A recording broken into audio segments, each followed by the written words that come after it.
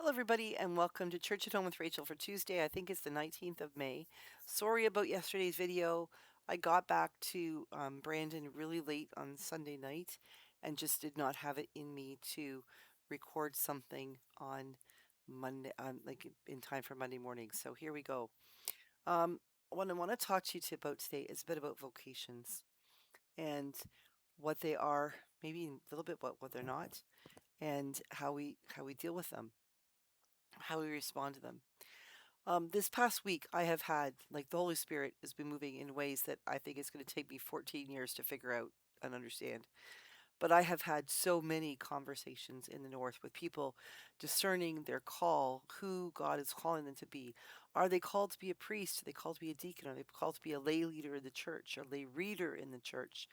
I absolutely believe that every single person has a vocation, that God creates us with something within us that we need to do, that the world would not be as good as it can be if we don't contribute to it. And for some people, that is parenthood. For some people, that's teaching. For some people, it'd be being a doctor or a nurse, for like a paramedic or a firefighter. For some people, indeed, it is within the church. I would never have guessed when I was a young child that I would ever be called to serve in the church because I thought, I couldn't speak in public. I could never do all those things. I'm an introvert. I didn't know what that word was when I was a kid, but I'm very aware that speaking in public and being out and about with people can often be absolutely exhausting for me. I regain my energy when I'm on my own and quiet. I am better when left with an opportunity to think about things and have to talk off the top of my head. Extroverts, neither one is better than the other. Our society tends to lean toward extroverts. That seems to be the better way. But the truth is, we need both. Extroverts get they derive their energy, they pull their energy from other people. They're the people who will be able to talk quickly off the top of their heads and be able to process. Not that what they're saying is silly or unthought through, but they're able to process that quickly and actually need other people around them to process. They're the people who really get in antsy if it's quiet or they've nothing to do. They're the life of the party. And we need those, but we also need those people who are more like me, who are going to find the host of the party, find their bookshelf, and check out the spines of their books, or find the pet that they can sit and pet the dog. As an introvert, I spent the whole week extroverting. I'm gonna need a few days to introvert and get caught up. But part of the extroverting I did was doing a lot of preaching and a lot of talking with other people, asking them about their spiritual journey, who they're called to be, what they're called to be. And well, I believe absolutely that everyone has a vocation. And for most people, like for the highest percentile of people, it won't be within the church. But I do believe that for some people there is. And there are people who are led to be Sunday school teachers or intercessors, people who pray, people who take care of the holy hardware and the linen, the vessels that we use for communion and polish the brass and all those things. And there are indeed people who are called to serve as ordained members of the orders of the church, as deacons, priests, and bishops. There's sort of a misunderstanding that has happened over the years that to give someone a compliment in the church, you walk up and say to them, you should be a priest. Somehow we elevate the idea of priest to something as better than, that vocation is better than something else. No, the vocation that you are truly called is the best. To which you are truly called is the best. If you are called to be a priest, then the best for you is to be a priest. If you are called to be a lay reader, then truly the best is to be a lay reader. But unfortunately, we've done this thing where we've created some kind of hierarchy in the church and said, well, if you're a deacon, then it's really better if you become a priest. And how many priests have we said, have you ever thought about being a bishop? As if it's some kind of climbing the corporate ladder. And I would argue that vocationally, or climbing the corporate ladder within the church, within our Christian lives, the highest we will ever get is the moment we're baptized to Christian. and like the moment we're baptized. The closest to that we'll ever get is when we're confirmed. That moment, especially if we're baptized as a child, then confirmation, that's the moment when we say for ourselves, I believe in Jesus Christ. I believe in all of these baptismal promises that I have just made for myself. Like my parents, my godparents made them when I was an infant or child.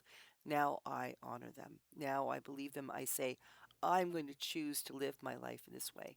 And that, I believe, is the highest we can go along the sort of ladder of spirituality. But then it's what we do laterally with that. How do we then live out those vows?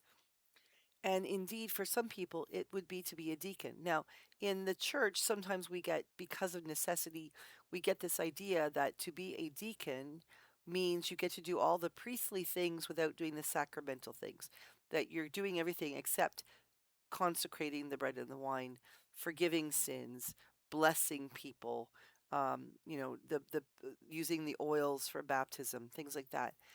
Those are sacramental priestly duties. And in sometimes we have churches that don't have priests, and so our deacons take on other roles within their diaconal ministry.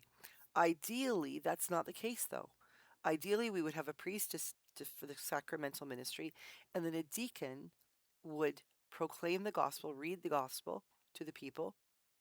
A deacon will set the table or the altar, prepare the altar, servanthood, serving the church through preparing the altar, and then dismissing the people at the end of the service, reminding them that, as I tend to say at the end of every service, our liturgy or our worship has ended, but our service is just beginning. We're to go out into the world to serve God. And that's what the deacon does. And then, see, 98% of what a deacon does is not done in the church on Sunday. A deacon goes into the world to serve, to go into the world and tell people about Jesus and tell people about the church and how the church is important for their own spiritual life. And then to come back to the church and tell the people of the church, tell the priest, tell the bishops, this is what's happening in the world. The deacon interprets and then shares with the peoples of the church what's happening in the world, and then takes the church out to the world, to the people. The deacon is so important. And then also is the priest, who then is the person who receives the people. I was sharing in an ordination last Thursday night in Thompson that, well, Dave, as being a deacon, a transitional deacon for 6 months, had been living his life. He'd been living the world, the work of doing a servanthood. Now he is able then to take those people who come into the church and to sit down with them and hear their confession and share the good news that they have been forgiven, and to absolve them, to say, I am telling you that in the name of Christ you have been forgiven. He is the one who then can stand at the altar and consecrate, or through him the Holy Spirit will make holy the bread and the wine that will then nourish and feed the people. And he is the one who will pronounce a blessing upon them, that they will know that Jesus himself has said, you're good, you're good, you're blessed. We have these roles intentionally, but we need to stop using them as stepping stones and acknowledge that they are equally important. We cannot have priests in the church if we haven't already got deacons who are going out into the world and coming back to the church to interpret the world to the church, and then going out in the world to interpret the church to the world. We cannot have priests if we don't have lay people who have ministries who assist the priest. We can't have church if we don't have deacons and lay people. Like, they're all interconnected. And then the same thing with the bishop. If you didn't have priests, deacons, and lay people, you wouldn't need a bishop. If you didn't have deacons and lay people, you wouldn't need a priest. If you didn't have a ministry to people who are outside the church, you wouldn't need a deacon. Like, you can't take one part out and say they're less necessary than the others. And so I'm really calling on people. I'm really working through this idea and trying to figure out how I, as a bishop, as a priest, and as a deacon, and as a baptized Christian, because I am all four, how do I share that good news with other people? And how do I help shake that crappy attitude that somehow one is higher than or more important than the other? Because it's just not the truth. Together we serve. Together we answer the call to serve Jesus. And we all need to figure out what our vocation is. Have a great day. God bless you. And I will see you tomorrow for Church at Home with Rachel on Wednesday, I promise.